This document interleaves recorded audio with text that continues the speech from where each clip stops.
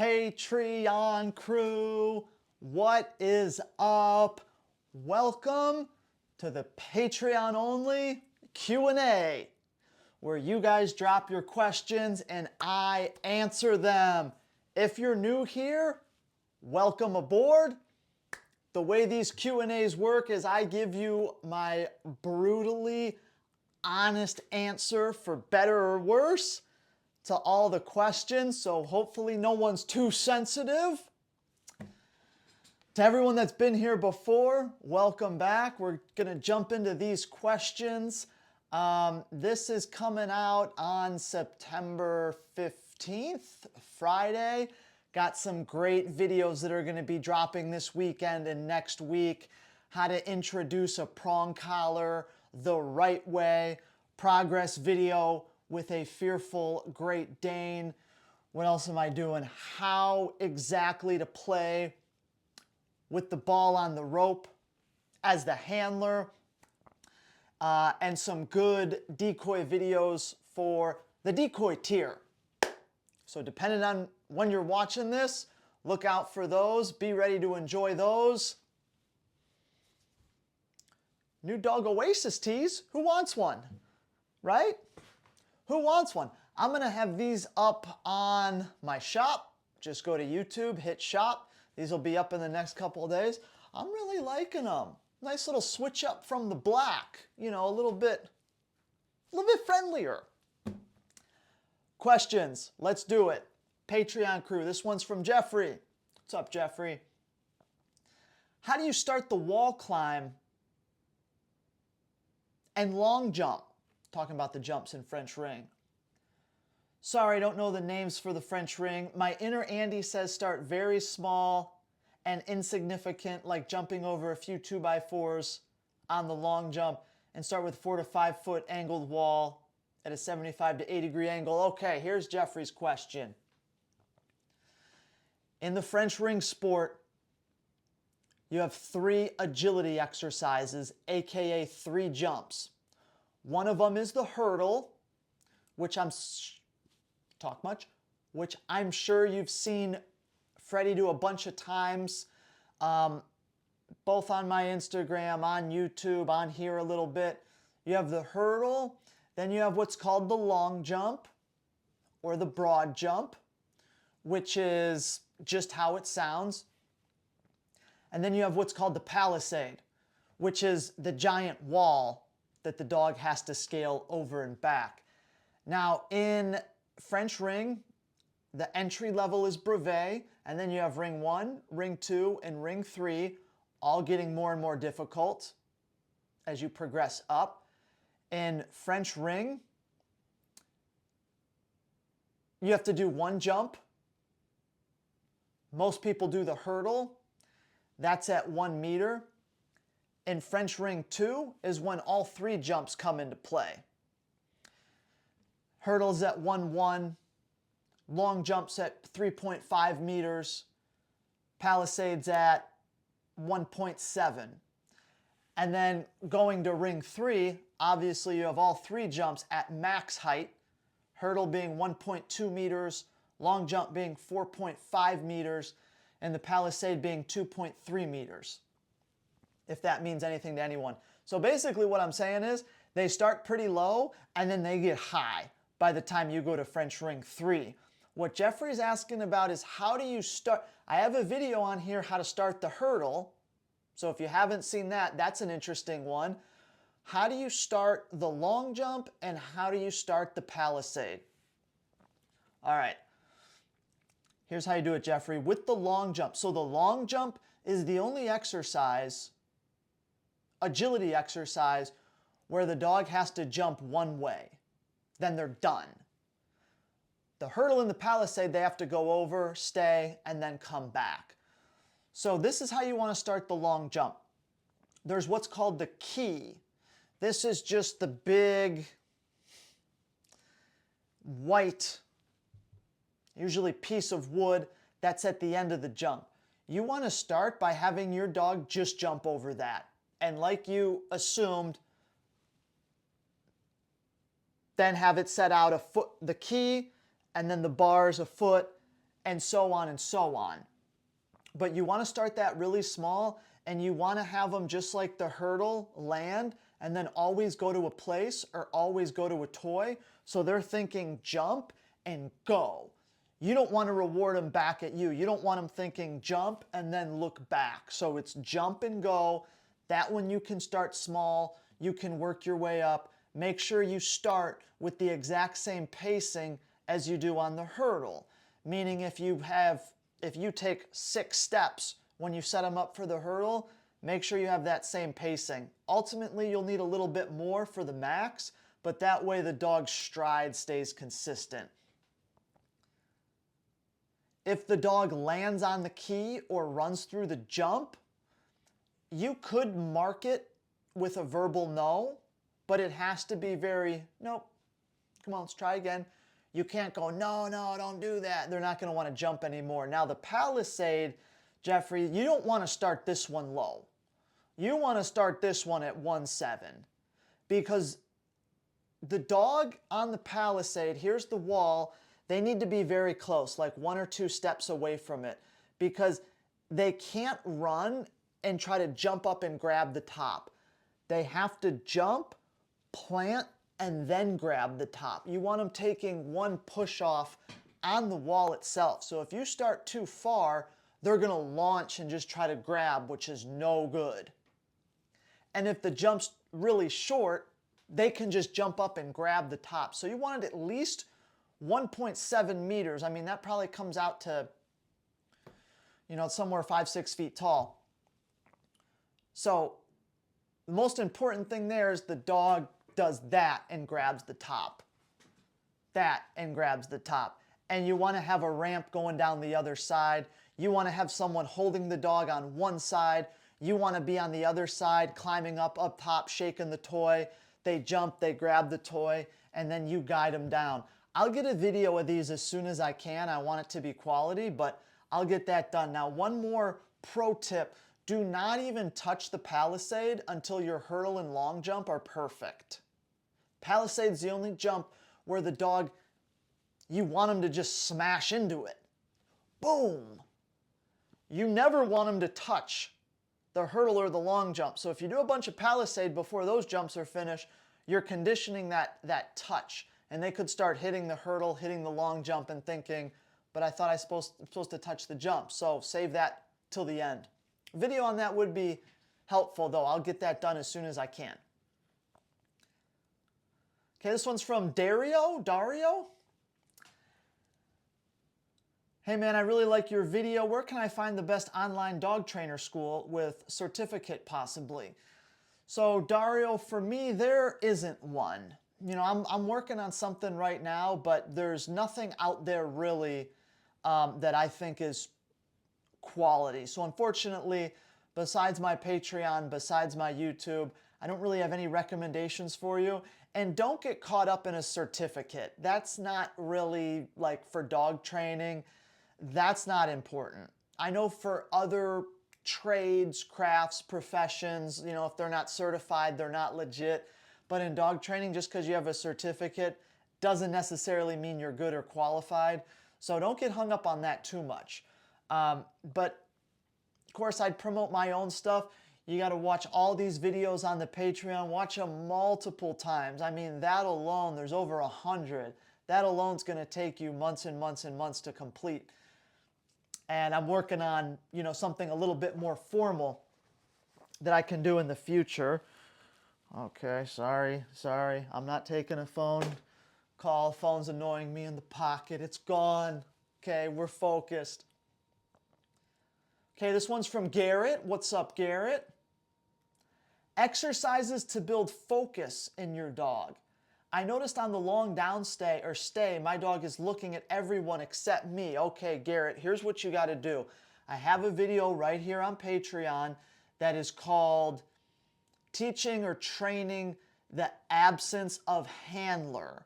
That is your video right there, Garrett. The absence of handler. Quick explanation. The absence of handler is an exercise in French ring. It's a downstay. It's a sit stay. You put your dog in a downstay. You walk, you go behind a blind, out of sight, 1 minute exactly, then you return to your dog and pick your dog up. Your dog has to stay down there the whole time. Now, what happens is people go, I'm going to train the absence of handler. It's a minute downstay. They put their dog in a downstay. They go out of sight for a minute. Every single time, and sometimes even longer, because they go, well, if he can do it for 5 minutes in training, the minute in trial will be a piece of cake. And that's all fine and well, and as long as they keep their elbows down, you're going to get your points, but you're probably going to create some of this.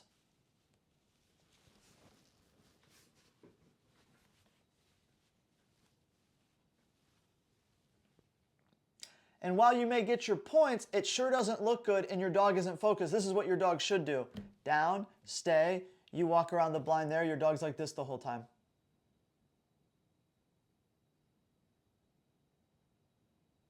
Until you come back.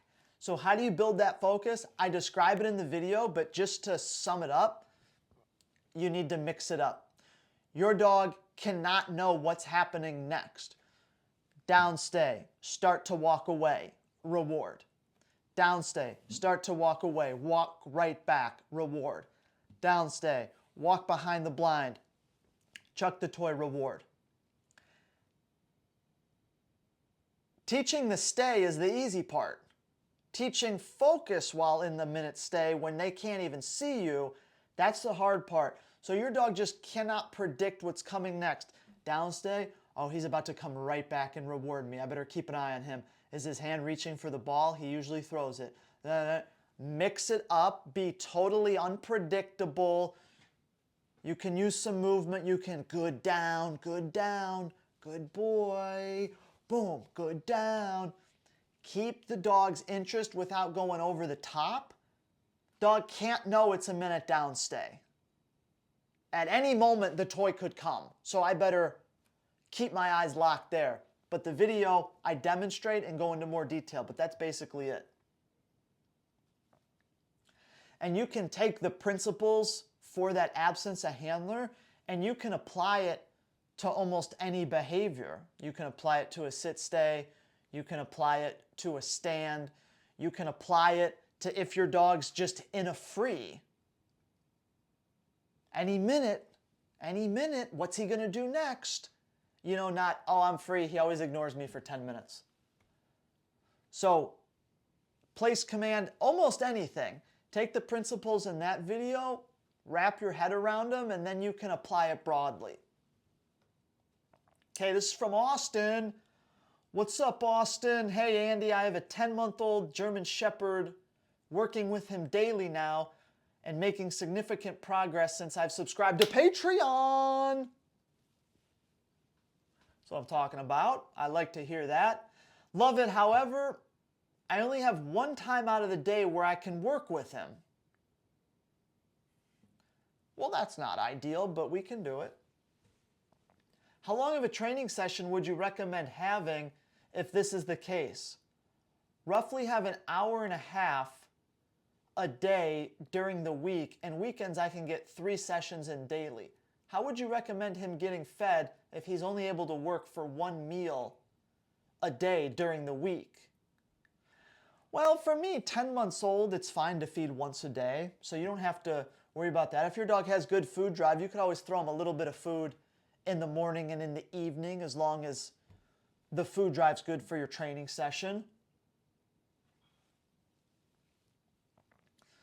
So Monday through Friday, you have an hour and a half to dedicate to training. What I would do is I would do 20 minutes, put up for 5 to 10 minutes. 20 minutes, put up for 5 to 10 minutes. 20 minutes, put up for 5 to 10 minutes. And so 3 different sessions. 15, 20 minutes. 5, 10-minute rest. And in each one of those blocks, I would work a completely different skill set. So when the dog's out, he's fresh, ready to go, I'd work on my heel for 20 minutes. Put the dog away. Pop him back out. Now maybe I'd work on something maybe a recall, maybe his positions, sitting, downing, maybe a play session with a ball on a rope or a tug in that middle block. Put him away, bring him back out for the final session. He's going to be a little bit mentally tired, hopefully. That's when I'd work on my place command, going to his bed, ideally in a down, and staying there. So you have to manage the energy wisely. Behaviors you need the high output for, do that in the first block. He'll still have a little gas in the second, maybe not as much as the first. Then by the third, he'll probably be tired. So know your dog, know what your goals are, but for a 10-month-old German Shepherd, you got an hour and a half every day, just healing for 20, just play, engagement for 20, and then a little bit more of a chill command to round it out. That'll be a good game plan for the next, several months with him. Now, once the dog starts getting a little bit older, closer to a year and a half, I'd say you could probably do a half hour, 45-minute session, put him up for 10, 15 minutes, then another half hour session. You make it a little bit longer when his engagement and his obedience starts coming along. Justin! What's up, Justin? Hey, Andy, your last video working on recall with rope and ball, and I seen you take it to the ground when it was a bad bite and fix the position, no problem. When I do it with my dog, she holds it there on the ground and won't release until I say out to get a better bite. I literally have to hide the rope pretty good or she likes to grab it anyway. Question, okay, no periods, but I'm working with it. Question, is there another way to get a better bite using this target? Okay, let me break this down because there's more. Let me simplify this. Justin's referring to my videos, my recent videos working with the German Shepherd with the ball on a rope. He would get kind of a half bite, or even if he bit the rope, and I'd keep a hold of it, but I'd put it right to the ground and have it go dead, and then he would adjust and grab the ball, and then I went back to play. And for some dogs, this can be an effective technique. But like a lot of people, a lot of dogs, Justin's saying his dog would just grab and hold the rope. He has to hide the rope. So I thought of just this, Justin. I have a video. It's on my YouTube channel. You'll have to look around for it a little bit. It's probably about a year ago. Scroll through. It's called something along the lines of teaching your dog to bite the ball, not the rope. And on the thumbnail picture, I mean, there's a big picture of my dog's head with the ball like right there. You really can't miss it. But in this video, I detail how to go about fixing that targeting and dealing with a dog that likes to bite the rope. That needs to be your video. You gotta find that, scroll through, and watch that many, many times. So if the putting it on the ground method doesn't work, watch the video and try to set yourself up for success better. Worst case scenario, I don't want you outing the dog though verbally, because that doesn't indicate, dog just thinks you're outing them. They don't adjust their bite for the next time. So you need to have a thick flat collar on the dog. And anytime the dog bites the rope and won't let go, you need to grab the flat collar, you need to lift the front feet off the ground until the dog spits the ball. Then you need to pick up that ball, watch my video, how to do it, have them bite the ball and continue play. At this point, if they're biting the rope, you already know they're gonna do it. You're setting them up for failure. You can't keep doing the same thing. So check that video out and just kind of choke them off if and when they bite the rope and won't let go of it. This tells the dog, okay, every time I do this, I get lifted up, I lose the ball. Every time I bite the ball, that never happens. So that should be some good motivation for them. Next part of Justin's question here is, I see you say when the dog's ready, you can layer in the e-collar. Does that mean if she knows the command, you can start to layer it on certain things that have been conditioned they understand well? Thanks for your help. Me and my Belgian are stronger than ever. When I say when the dog's ready for the e-collar, of course, I mean if she knows the command, but also if she knows the command with negative reinforcement from the leash. If she knows leash pressure, if she thoroughly understands leash pressure, you can now complement your leash pressure with the e-collar and ultimately fade out the leash pressure. But e-collar must be introduced and conditioned alongside the leash pressure she already knows. Hope that answers your question, my man. Happy training. This one's from my boy John. Hi Andy, hope all is well. It is well. Just wondering about your thoughts on when's best to use a slip lead versus a prong. Are some sessions better with a slip than a prong and vice versa? Absolutely. 100%. I love the slip lead. I love the prong collar. The prong's great for some stuff. The slip lead's great for some stuff. Now, general answer, I know, but it absolutely depends on your dog. Meaning, my dog Jasper, on the He Bites shirts, very high drive, tightly wound, twitchy Belgian Malinois. If he gets overstimulated and I give pressure from the prong, he gets even more overstimulated. Makes him worse. He gets overstimulated, I give feedback and pressure with the slip lead, takes just enough air out of the tires. So that's what I mean by different. Some dogs, they get way too excited. You bang, ding, ding, ding with the prong and they go, okay, I'm down a few notches. Some dogs, it makes them worse. So you have to know the dog in that respect.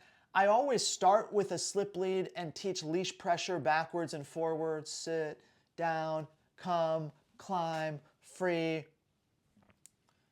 before I put the prong in there, so they understand, the dog needs to understand how to turn off leash pressure before the prong's implemented, or else you're going to have a mess on your hands.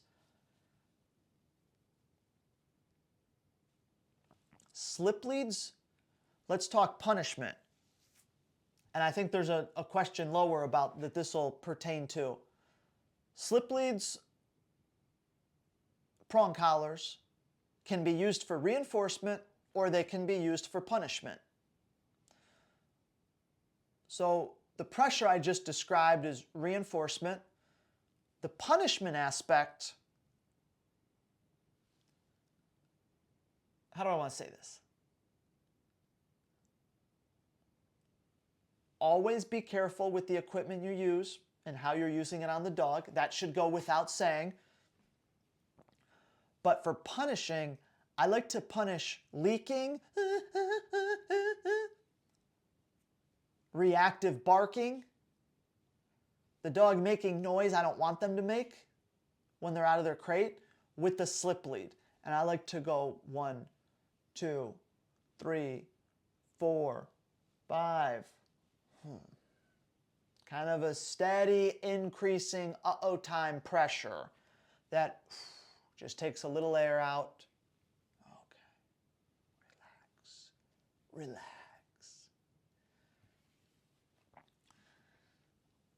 For correcting obedience, my dog just totally shot out of heel for some reason, and I want to punish that because they know heel backwards and forwards, and you can never leave heel, it's dangerous.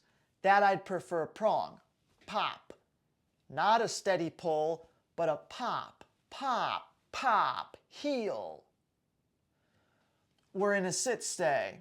Someone walks by, they go to jump on them. No, pop, prong, sit.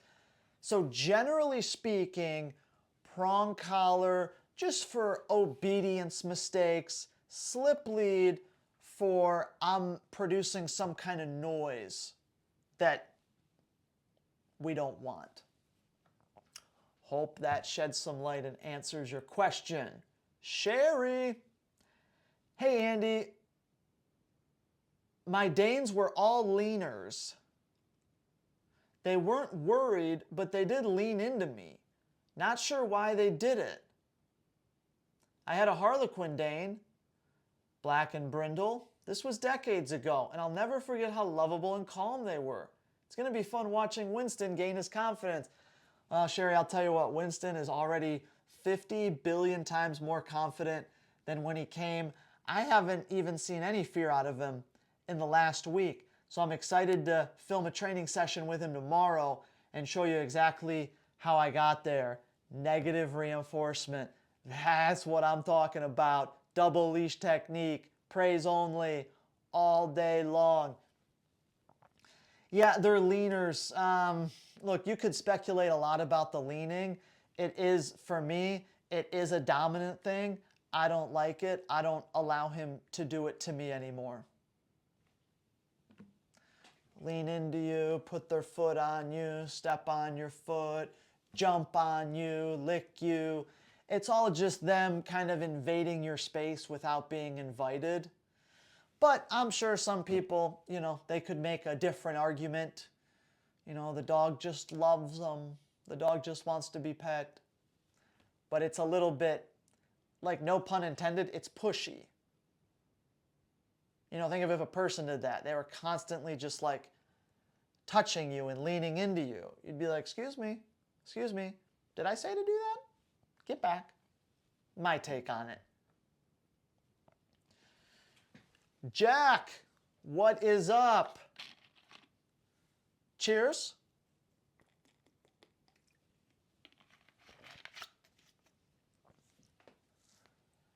Andy, I'm also interested in dog trainer training.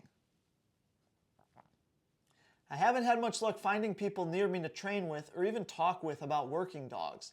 I've reached out to my local sheriff department and asked about volunteering with the canine unit as a helper for training exercises. Do you have any suggestions other than looking online for things nearby? Yeah, Jack, here's the problem with the canine unit. A majority of the time, they do not want to train with anyone outside the department because, first of all, what if a dog just messes you up? Nightmare for them. Also, what if they have to be real harsh with the dogs in training and you're just some civilian and you take a video or you go tell everyone how mean they are. So they kind of like to keep that in-house. You could certainly try. Here's what I would do, Jack. Definitely the online stuff. I mean, there's tons you can get from my YouTube, from my Patreon. I assume you've already kind of combed through a lot of that. Here's what you do, Jack. You go to the Mondio Ring website. You go to the French Ring website. I know French Ring is ringsport.org. You could probably just Google Mondio Ring United States. I assume you're in the States for some reason. But even if you're in another country, do the same thing. Look at the PSA clubs. Go to the PSA website. Go to the IGP website. Pull up the club list. So for every sport, you have to have a registered club with members in order to compete. These people know more about working dogs than, Joe Smith down the street. So if you're doing, French Ring, for example, ringsport.org, click club list. And it's going to have all the states where there's clubs. It's going to have the club name and it's going to have a contact email. So you could email and just say, if I pay you, am I able to come watch your club train? A lot of them will say no. Maybe someone will say yes. Maybe you do a little road trip if there's none close by.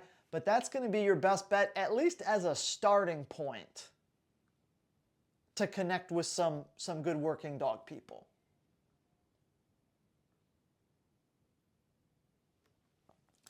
Okay, this one's from Jalen. Up and coming decoy. Let's go. Hey Andy, I'm looking into setting up some goals to shoot for in terms of decoy progression. In your opinion, for someone who works full-time and may be limited in traveling opportunities, Would it still be a good idea to certify one day as a decoy? 100%. That's how you're going to get experience. It's the best way to do it. So yes to that already. Or do you think it suffices to surround myself and consistently work with those who are certified and have the skill? Both. If you can do both, for sure. If you can't certify, of course that's going to be good, though, just to hang around them. Yeah, look, I don't think, this is where I would start, Jalen. I would look to certify as a PSA decoy because it's doable. French ring decoy, like, we'll see in 5 years maybe. PSA decoy, it's doable. There's way more PSA dogs. There's way more PSA decoy. And I'm not trying to diminish it all, but it is more basic. And it's a better place to start. I started in PSA. I started catching PSA dogs. I certified as PSA decoy. I decoyed PSA trials before I even touched French ring. So it's a lot more basic. You'll have a lot more opportunity. And the certification is very doable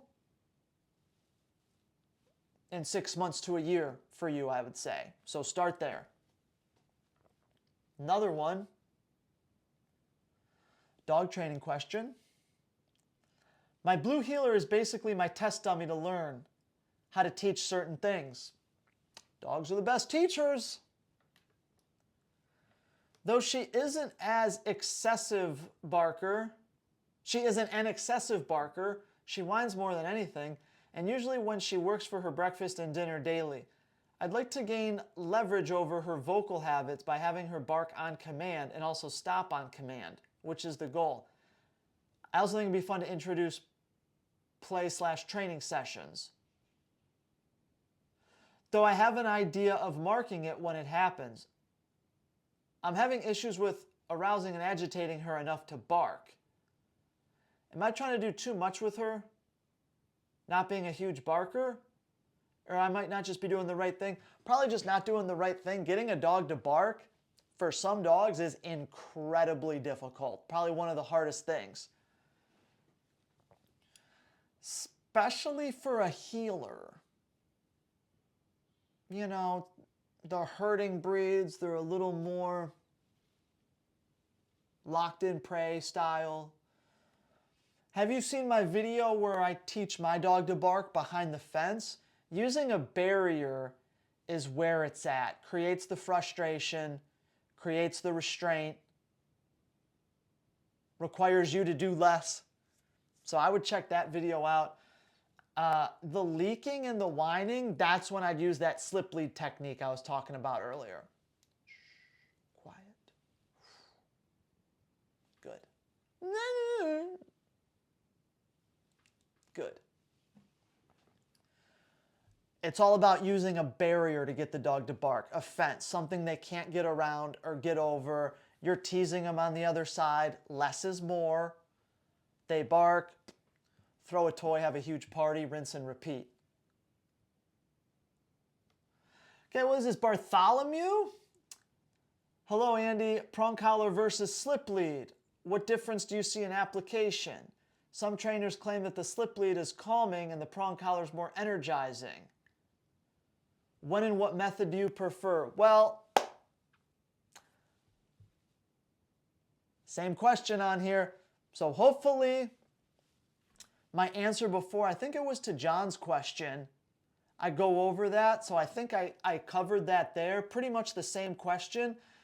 So I hope that helped you out. But yeah, for like a high drive working dog, slip lead is more calming. Prong collar is a little more stimulating. I'd agree with that for most dogs.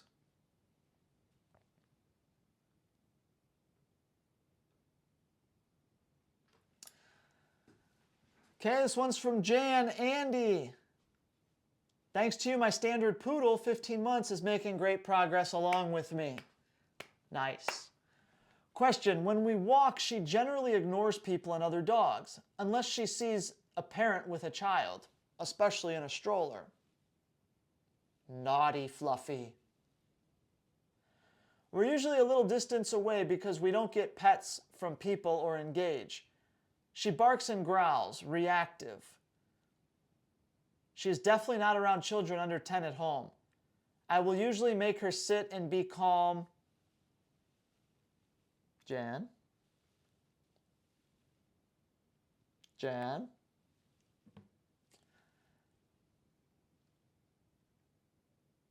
Should I correct her if she continues or keep her in a sit? Now you know I love you, Jan. You know I love you. She's very friendly, not aggressive, so I'm kind of taken aback by this behavior. No, don't be. Seriously? It's a poodle. Obviously, the parents always look at me like I have a killer on the leash. I shout out to them, she's not aggressive, we're in training. Sure, I sound believable, not. Doubt they believe me. Thoughts? Do I ever, Jan? Okay. Let's get into this.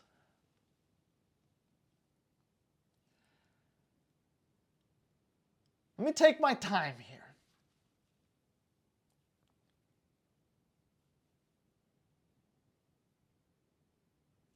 First thing I'm going to break down here, Jan, okay? You never, ever want to say generally or usually. Let me explain. She generally ignores people and other dogs. Now, we're not talking about an 8-week-old, a 12-week-old, a 16-week-old. We're talking about a 15-month-old poodle, okay? Big girl. I never want to hear generally or usually. I never want to hear that. I want to hear my dog does it or my dog doesn't do it. I don't want... Now, they're usually pretty good on leash, but if they see you... No. To me, they're not good on leash. I'm not even talking about your dog right now, Jen. It's just a general example. She generally ignores people except when she goes crazy and is reactive. So she doesn't ignore people. The dog ignores people or the dog doesn't ignore people. Your dog, Jan, does not ignore people. And I know I'm being a little bit, and I know you could provide a list of examples of when the dog did ignore someone, but all of that gets canceled out when they react one time. The dog does it or the dog doesn't do it. And the reason I'm saying this isn't just to give you trouble, but that needs to be your mentality as a handler. Usually, generally, it is uncertainty that leaks through the leash into the dog. Now you're not confident, you're not in control, your dog isn't predictable, and the dog smells that as weakness. When you are handling that leash, you're going to say, my dog does this, my dog doesn't do it. And that confidence is going to be felt by the dog. So that's the big thing there. Never say usually, never say generally. The dog does it or the dog doesn't do it. I hear a lot, my puppy is like 95% potty trained. The dog goes to the bathroom in the house or the dog doesn't go to the bathroom in the house. And I get it, when the owner's talking to someone or a trainer, they don't want to make it seem like their dog's just peeing every 2 seconds. It's just like, oh, well, like sometimes, they're not that bad. I get it. The dog goes to the bathroom in the house or the dog doesn't. It's potty trained or it's not. It's not usually, it's not generally, it's not 4% of the time. No, it is or it isn't. So adopt that mentality, Jan, and don't like, well, I mean, usually, hopefully this is one of those times. It's an unsure handler and the dog smells it. Poodles are reactive dogs. Straight up, poodles are reactive dogs. 100%. Almost every single one of them. So let's get into the actual question. Don't hate me, Jan. She barks and growls.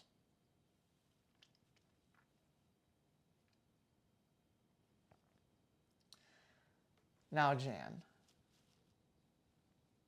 let me keep going here. You know I love you. You know I love you. I absolutely hate that you put her in a sit. I hate it, and I want you to stop it. No sit. No, no, no, no, no, no, no. No, no, no, no, no, no, no, no. I'll explain, but throw that sit. On your walk, hit as many sit stays as you want. I love sit stays. Train the heck out of them. If the dog reacts, Jan, I better not catch you putting that dog in a sit again. Okay.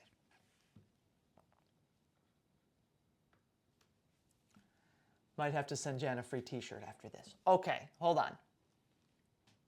I'll make her sit and be calm. So no sit.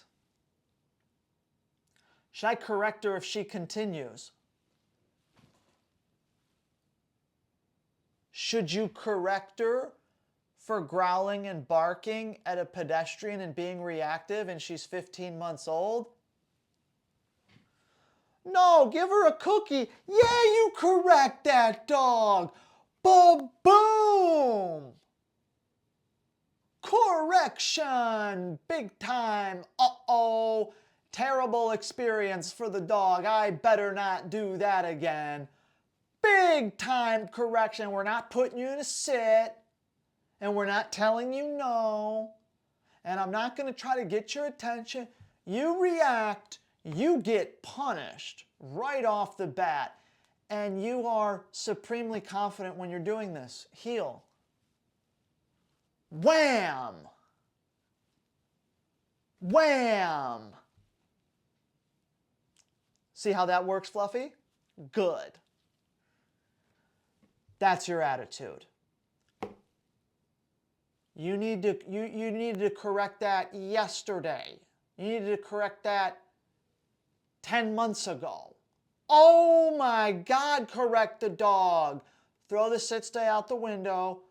Correct the dog hard. Because we're not going to nickel and dime them every time they bark or growl. She's going to bark and growl. She's going to be punished. She's not going to bark and growl again. If she keeps doing it, you're not punishing hard enough.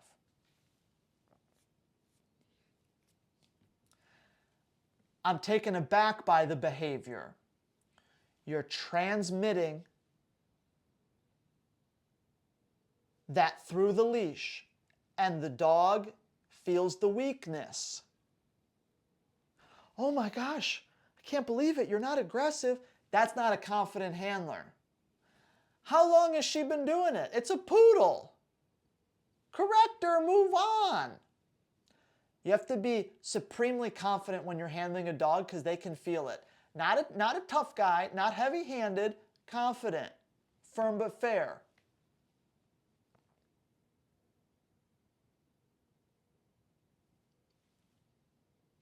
Are we still good, Jan? That's the reality of it, though. That's the reality.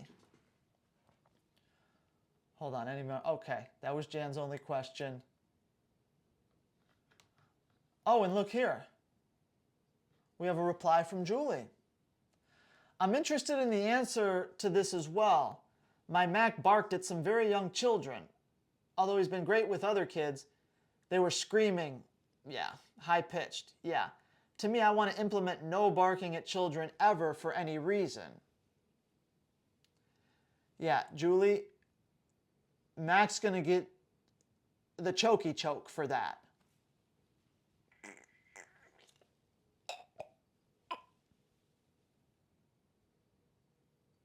Quiet. Punish. Yeah, you punish the dog for that.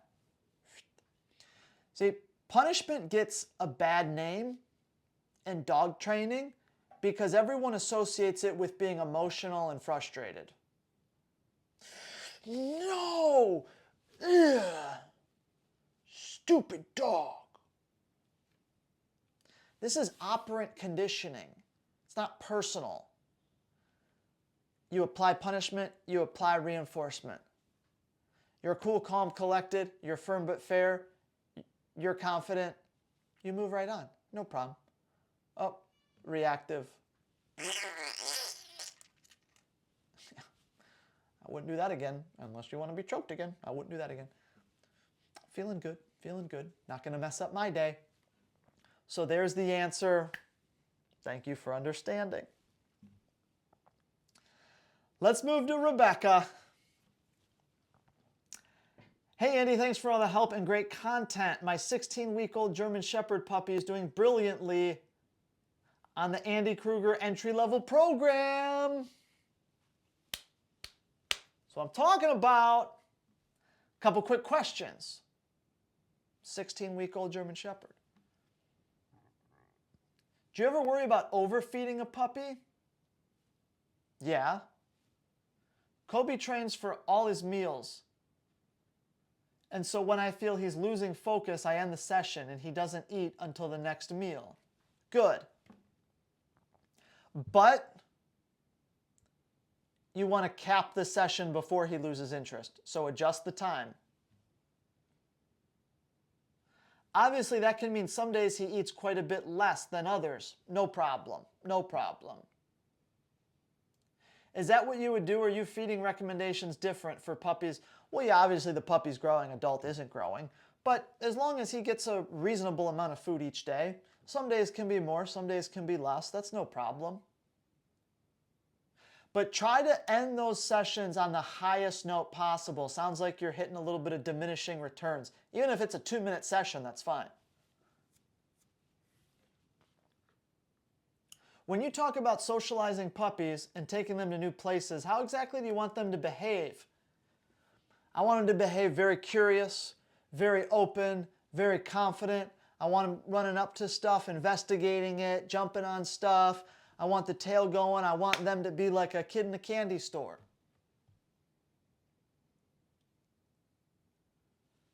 Even though I don't like that analogy. Kid in a candy store? I don't like it. I don't know why I said that. But you know what I mean. I understand it's about building confidence, but how much do you require them to check in with you? 16-week-old, I would separate the sessions. I just have a harness free roam session, do your thing puppy, explore, and then, another day I'd have a session where, okay, you're good in that environment, let's work for some food now. So first I let them explore, make sure they're cool in the environment, then I can do another session with focus. Is it a training session where they are hungry, taking kibble? So that's what I said there. Yep, some sessions, explore. You got 20 minutes, do your thing. Don't worry about me. Wow, the puppy's amazing at Home Depot. The puppy's amazing at the park. King of the world there, loves it, perfect. Couple times in a row. Now we're gonna be hungry and earn a meal there. That's how I roll. Because if you go food right off the bat and your dog has high food drive, they're engaging with you at Home Depot, but it can kind of mask some fear and insecurity because they're just eating, loud noise, people, that's okay, eating. When they're detached from you in it, then you can tell more about the dog if that makes sense. So do both. Here's Ashley. Hey, love the Q&As. Lincoln's doing so amazing. Big Link. The big boy. Question, should my hold sessions be isolated or can I do a heel, then play session right after?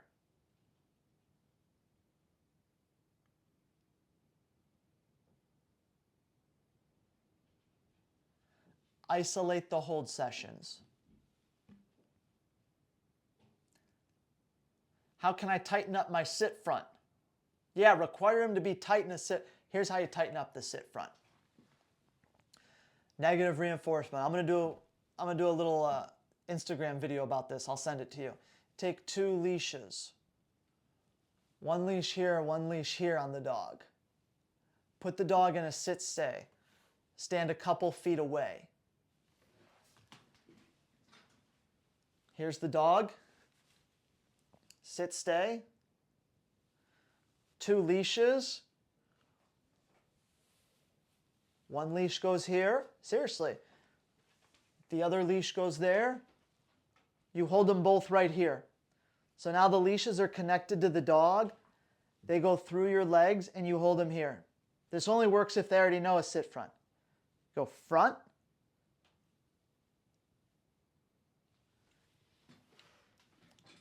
As the dog's coming in, this is happening. It's negative reinforcement. It's pulling the dog in. If you do it just one hand out in front of you, well, now you're doing this. You need to be doing this. And that leash, dog's probably used to flipping into heel too, so they might get, so it's that. If that makes sense, you'll see the video. But you probably know what I'm talking about. It's my patented technique, so. One more, is it generally better to end sessions with a long downstay or a climb?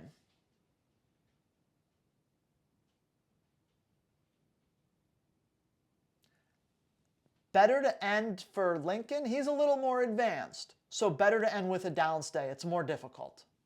His climb's probably easier. Downstay. And with the German Shepherd that I accidentally adopted,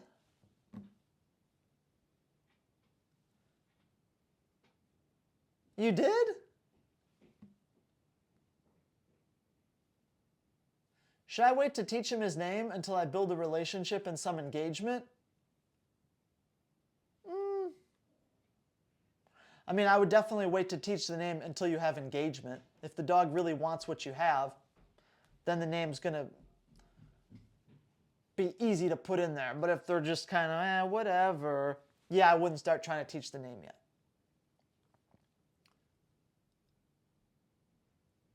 Scribble Sticks is the name. What's up, Scribbles? Would love to know more about how to increase duration for things like long downs and the climb.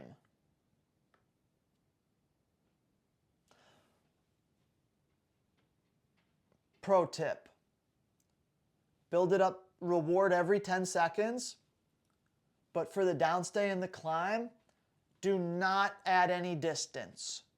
Literally, if I'm building a downstay, I put the dog in a down, and they have to understand leash pressure. They have to be able to lay down with me just doing this with the leash. So I pressure them down, they lay down, and I take a knee right next to them and I hold the leash. And I'm down there with them. Build that up to 10, 20 minutes. Then you can start standing up and moving away. That's the tip here, Scribble Sticks.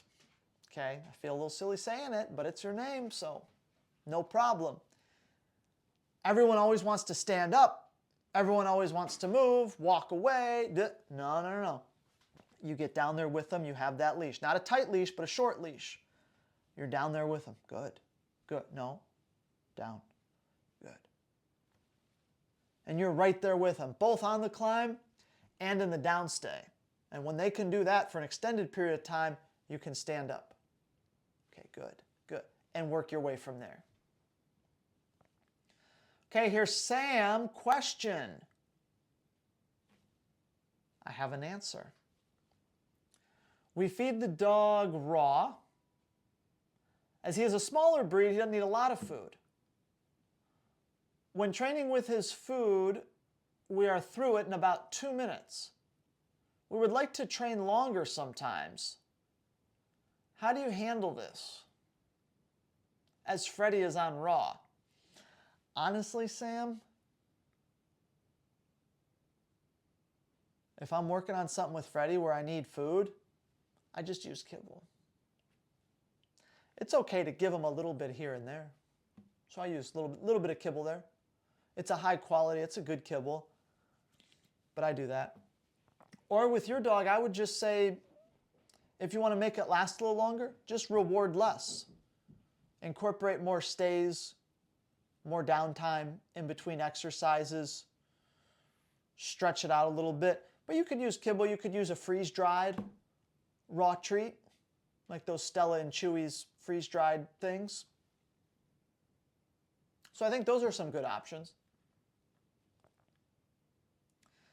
Hey Andy, love the lives. Question. You often say don't name a command before the dog offers it by themselves. How come? I named my Foos command quite early on and my dog is fairly good. Was that a mistake? No, Chris, I wouldn't say it was a mistake. It's fine. No problem. I say don't name the command until they offer it, because then I can guarantee there's not going to be any confusion or any bad association. So let me try to give you an example. I'm teaching a puppy how to sit. And from day one, first repetition, I'm sit, sit, sit, sit, good sit, sit.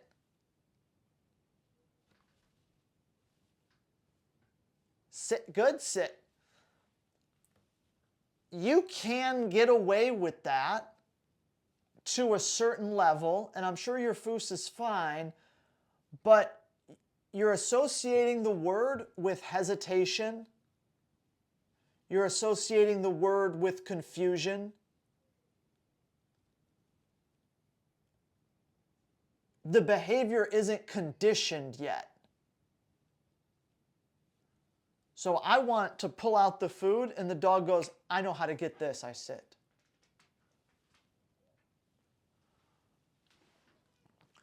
So now I can start saying sit, and I already know the puppy knows what to do.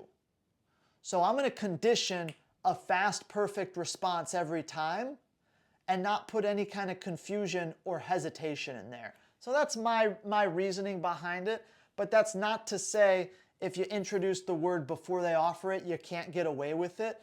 But there's levels. To a certain level, you can get away with it, but I feel the commands are stronger at the end of the day if the behavior is fully conditioned before we pair the word. Here comes Steven. Hey, Andy. We have a 2-year-old male Malinois. He has a great alert bark, and I want to train an out command for the alert that won't discourage the initial alert. Any tips?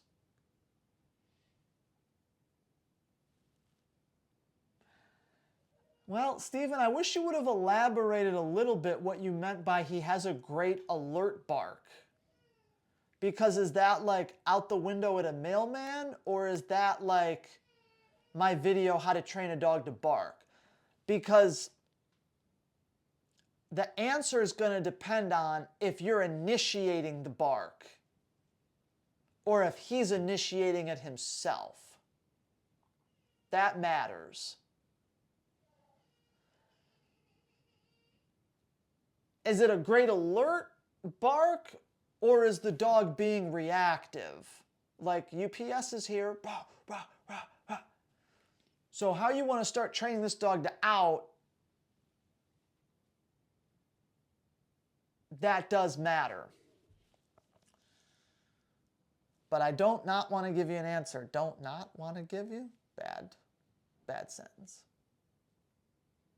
But I want to give you an answer.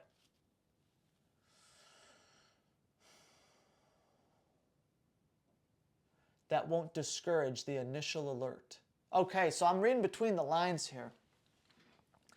Stephen, I'm guessing that you're not initiating the alert because you're saying, I don't want to discourage the initial alert. You know, because if you're getting it out of him, okay, so I'm guessing he just barks at stuff.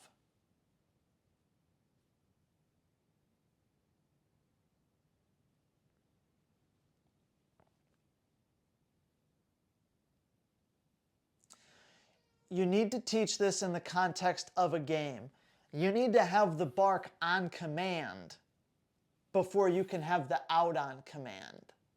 If not, you're just correcting the dog for reacting. You need to be able to say bark, pass off, abois, and the dog starts having a really nice bark that's lengthy. If they can't bark on a command, you can't teach an out command legitimately. Again, you'd just be correcting the dog. So really quick breakdown of the out is I have my toy. I've taught a bark on command. I say bark, bark, bark, bark. And the dog goes bah, bah, bah, bah. And then I go out, yes. Bah, bah, bah. Out. This is the leash. It's not a correction. It's this. Yeah, yeah. Bah, bah, bah. Aus. Aus. Yes. And then the amount of time that goes by after he stops barking gets increased by a few seconds each session. Hope that helps. You can always shoot me a private message if you want to give me more details. And guys, quick, if you're still here with me, hour in, I love you guys comment on the videos on here. I don't really get to read through all the comments all the time. If you really have a question, shoot me a private message. Opinions on breed-specific bans. Yeah, I heard in the UK the government just announced they're going to ban the XL Bully. I'm all for it personally. They account for 75% of fatalities caused by dogs. Yeah. Ultimately, it's the breeder issue. Yeah. So many people here losing their minds over it, though. Probably because everyone now see the dogs as babies, as fur baby. Yeah. The banning of the bully. I actually just heard about it today, so I haven't really thought about it. I can see an argument made for both sides. I can see an argument for both sides. Of course, it just always comes down to irresponsible owners. And look, I'm not saying the dogs aren't just like lighting up other dogs or people. Like, I'm sure they are. But, you know, how's the dog even in a situation where that even happens? It's just bad dog ownership. But, yeah, I agree. Not everyone can be a responsible dog owner, and so you gotta take it away from them. So, you know, personally, I'm not really for banning anything along those lines. But in a perfect world, some people just wouldn't be allowed to own dogs in general, but they can't really enforce that, so they just ban the breed, I guess the next best thing. So I'm not a fan of it, but I do understand it, and people are always going to be irresponsible, and you got to do whatever you got to do to get the dogs off the streets. But hey, look, I'm sure people will still have them. Just keep it secret. But that's my take on it. That's it, y'all. That's it. This was a fun one. Patreon only Q&A. Any questions for me, shoot me a direct message. Lots of good stuff coming. Happy training, y'all.